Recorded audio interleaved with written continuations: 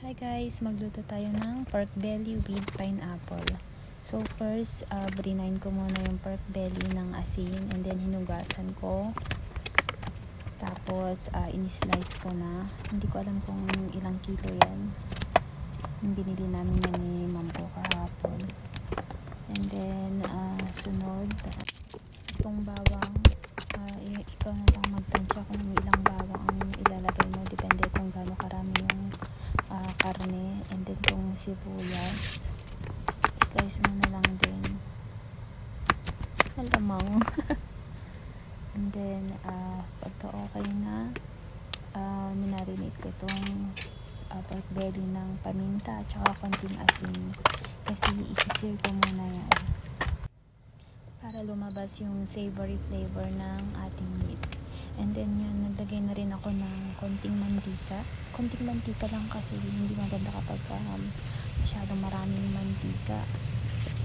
Tsaka meron naman ng mantika yung pork belly natin. Okay na yan. Then kapag na-achieve mo na yung golden brown na color ng meat natin, pwede mo na rin ilagay yung sibuyas. And then, yung garlic natin. Then, paghalo-haloin mo na kapag lumabas na yung aroma ng ating sibuyas at bawang. Naglagay na rin ako ng laurel. Then, konting paminta.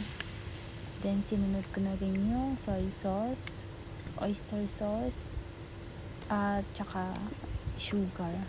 Bali yan, pag nagluluto ako, puro tansya lang siya.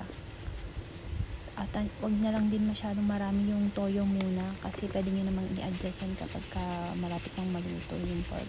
And then naglagay lang din ako ng konting chicken powder. Mas maganda na kasi yung konti lang yung toyo muna kasi para hindi siya maalat kasi mahirap ng timplahin kapag masyado nang maalat yan. And then yun, naglagay lang din ako ng yung juice ng pineapple na apple slice. And then yun, naglagay na rin ako ng tubig. Nilipat ko na sa ibang pan kasi nakalimutan ko wala palang takip yung malaking pan namin. And then yan, naglagay lang din ako ng dark soy sauce kasi yung ginamit ko kanina light soy sauce lang, kaya parang anemic, walang kulay. Ganito kasi yung toyo nila dito, magkaiba yung light soy sauce at saka dark soy sauce.